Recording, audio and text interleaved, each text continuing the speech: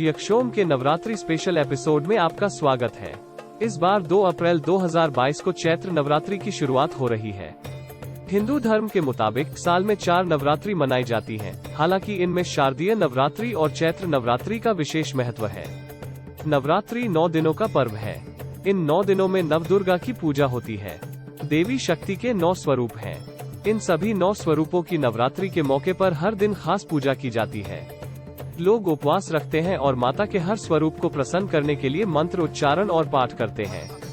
लेकिन क्या आपको पता है कि माता के वो 9 स्वरूप कौन से हैं? इन नवदुर्गा के नाम क्या है और उनसे जुड़े रहस्य क्या है? नवरात्रि में किस दिन माता के कौन से स्वरूप की पूजा की जाती है?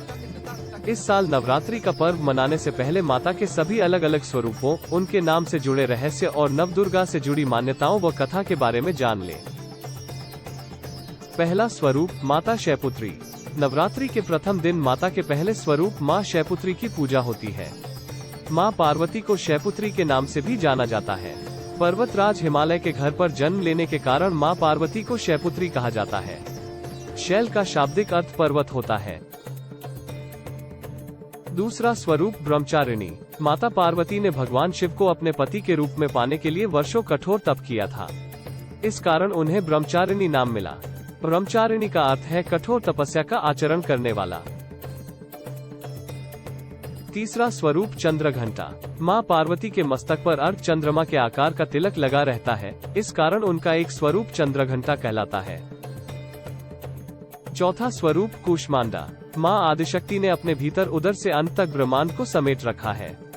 उनमें पूरे ब्रह्मांड को उत्पन्न करने की शक्ति है, इसलिए उन्हें माता कूष्मांडा के नाम से भी जाना जाता है। पांचवा स्वरूप स्कंद माता। माता पार्वती के पुत्र कार्तिकेय जी को स्कंद के नाम से भी जाना जाता है। इस कारण माँ पार्वती को स्कंद माता भी कहते हैं।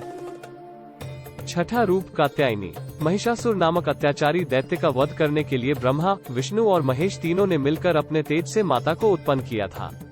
देवी के प्रकट होने के बाद सबसे पहले उनके पूजा महर्षि कात्यायन ने की थी, इसलिए उनका नाम कात्यायनी पड़ा। सातवां स्वरूप कालरात्रि। संकट हरने के लिए माता के कालरात्रि स्वरूप का जन्म हुआ। संकट को काल भी कहते हैं। हर तरह के काल का अंत करने वाली माँ कालरात्रि कहलाती है। उनके पूजन से सभी संकटों का नाश होता है। आठवां स्वरूप महागौरी। भगवान शिव की अर्धांगिनी बनने के लिए माता गौरी ने वर्षों तक इतना तप किया था कि वह काली पड़ गई थी। बाद में महादेव ने उनके तप से प्रसन्न होकर उन्हें अपनी पत्नी स्वीकार कर लिया था। उसके बाद भोलेनाथ ने माता गौरी को गंगा जी के पवित्र जल से स्नान कराया। माँ गंगा के पवित्र जल से स्नान के बाद माता का शरीर बहुत गोरा और अद्भुत कांतिमान हो उठा, तब उसे उनका नाम महागौरी हो गया। नौवां स्वरूप सिद्धिदात्री।